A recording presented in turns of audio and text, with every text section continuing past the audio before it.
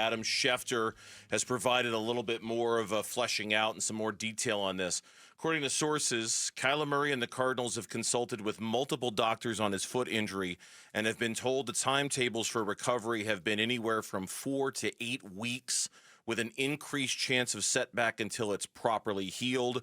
Murray now has more time to heal, close quote. Okay, I spoke with somebody just now, they said to me, Kyler is hurt. It's bad enough where he can't yet play. So that could be the big decision, too. So speaking with people on the Kyler side of things, he's hurt bad enough where he can't play, so that would go into that timeline. It's just interesting because this time a week ago, it was kind of trending towards this idea of, right? Like he was going to be playing. Adam Schefter said as much, but that is the latest when it comes to Adam Schefter. The phone is ringing right now, so let's play the open. Let's talk to Jonathan Gannon. Your home for everything Cardinals. Everything Cardinals. Arizona Sports, the local sports leader. This is In the Red Zone with Cardinals head coach Jonathan Gannon. Brought to you by Earnhardt Ford in Chandler, proud sponsor of the Arizona Cardinals. No Bull. Our weekly visit with the head coach of the Arizona Cardinals, and we congratulate Jonathan Gannon and the organization for ending that 5-game losing streak with a win on Monday Night Football last night, beating the Dallas Cowboys. Coach, thanks for joining us always. We appreciate it, and congrats on the win. That one had to feel good on the flight home. Thank you, guys. Yeah, I appreciate it. It felt good for the players, man. So, on to Seattle. Here we go. Yeah, no, it was a terrific performance, and we're going to talk so much about it. Offensively, defensively, you guys just played great. Credit to the coaching staff coming up with a great game plan after the bye week. I mean, you guys did just about everything right in that game except having that punt block. But we'll talk about that. The biggest news that everybody just wants to know is you've made the decision to go with Jacoby Brissett as the starting quarterback. Is this a decision based on the injury that Kyler Murray has, or because of Jacoby Brissett's play that he's become the starter for the rest of the season? Yeah, truthfully, both factors, Gambo. You know what I mean? I like what the offense is doing right now. I like where they're at. And like I said, Kyler, I just told the media, like Kyler's not fully healthy right now. So it just makes sense to me to just, get out in front of it. I think it provides clarity for our team right now. So we can game plan and do the things that we need to do getting ready for Seattle. Is it safe to say that the way that Jacoby Brissett has been playing, that even if Kyler was healthy, that you still would have came to this same conclusion? Yeah, I mean, it's a hypothetical to me, but yeah, I like where we're at right now with the offense moving forward. Jonathan Gannon is our guest here on the Burns Gambo show.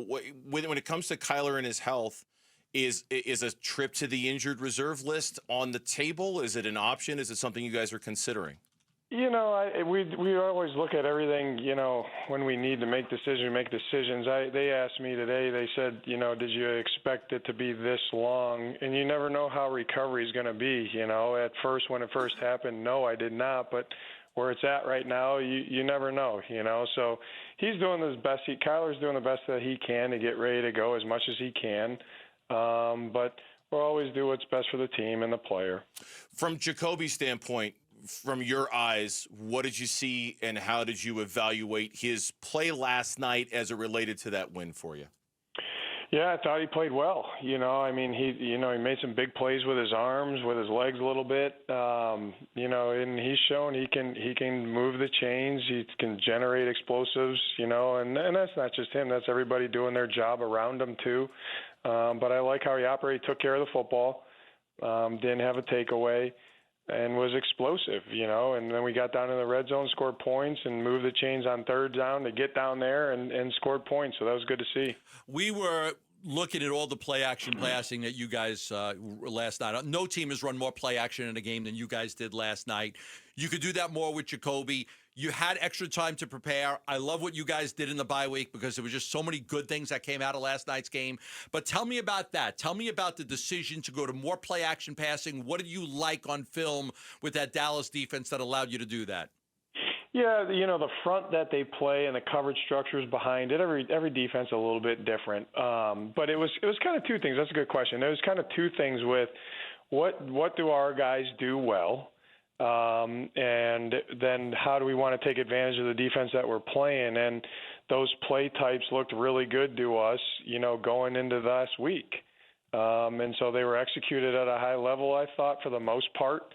We had a couple sacks in there off of some different looks and some different things that they did, and that's going to happen. You know, they're going to make some plays too, but ultimately those have been productive play types for us. I would say that's a play type. They've been productive play types for us where we've generated some good yardage with those plays. Me and Burns, you were discussing this earlier on the show. The first series Dallas has the ball, they go all the way down the field. Williams and Pickens and Lamb and Williams and Ferguson, and then Josh Sweat comes up with that big play on 4th and goal. It's so early in the game, but we look at it like that's got to be a big momentum changer. They go for it on 4th and goal. You guys come up with a big stop with Josh Sweat. How much did that impact the game, that play early on? Huge. Yeah, it was one of our keys to victory, or I call it the winning edge, was red zone, both sides, because when you look at Dallas, when they've played good defense, they keep people out of the end zone. And then conversely, offensively, which is what you're talking about, they're going to get down there. You got to keep points off the board. And I thought that was awesome, man. He chose to go for it, to keep all points off the board there, not even just a 4-point play, obviously, because they chose to go for it, but to keep points off the board was huge, And then I felt like we got kind of settled down there and played pretty well the rest of the way. Jonathan Gannon is our guest here for his weekly visit on the Burns and Gambo show, coming off the win yesterday against the Dallas Cowboys. I could look this up, but I'll ask you, did it seem like you were blitzing more last night? Were my eyes correct? Were you blitzing more a little bit maybe than you had earlier in the season? Burnsy, you got a football eye. Coach, stop it. Attaboy. I think he played Pee Wee football once, right? I think he played Pee Wee football. I made it all the way to Pop Warner. Yeah, that's a good eye. Looked like you were blitzing a little bit more than I've seen. We had a little more up. I think, and that goes into, Gambo, your question about the play action. Like when you're looking at how you want to defend somebody, you have a say. And going into that game, we thought that to up some of the pressures, both on mixed downs, as I would call them, and then on known pass could be good for us. And ultimately, though, guys, I always go back to it's the players, man. The players making plays. Like, it doesn't matter what you call. The players got to do it. So I thought they executed the pressures well. We covered well in the back end, and it got home, And then when we decided not to pressure, I thought we did a good job with 4-man rush mechanics for the most part, and the coverage matched up in the back end. All right, now I'm feeling kind of saucy here with my football eyes, so I'll go one Go step. Ahead. I know you hate to make it about one guy. How much did it help having Garrett back from his injury to kind of settle things and maybe declutter things a little bit defensively for you guys? Yeah, probably a lot, man. It goes, and I appreciate JT, because when Garrett went out, we kind of moved spots, with him. But I thought that, Garrett's a good football player. When he's on the field, it typically makes everybody better. That is real. That's the impact that he has. And in that spot, you can do some different things with him because he's in that spot. And I thought that showed, and that was his first game back in over, a month and a half or whatever it is. And he'll continue to get back right to where he was, but I thought he played well. He had some big plays. And again, the flexibility that what he brings to the defense, that can impact the game in a positive way.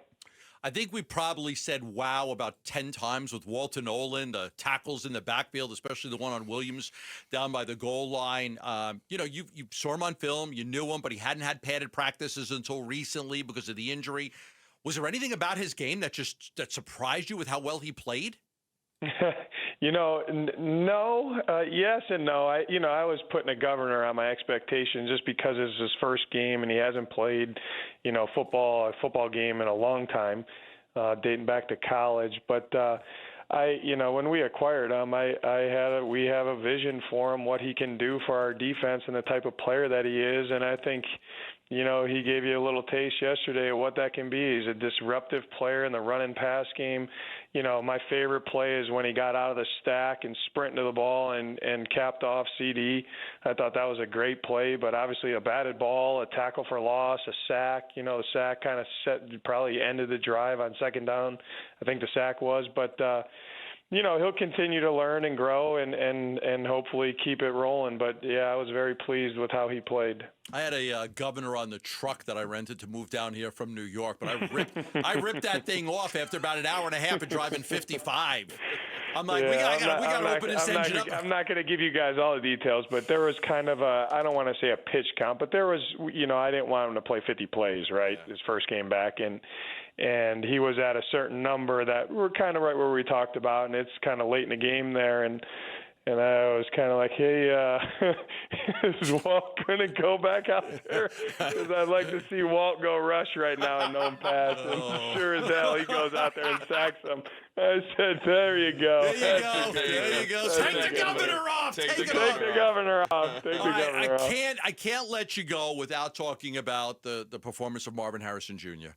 Yeah. And what he was able to do yesterday, especially in that first half. You guys had some mismatches on the field.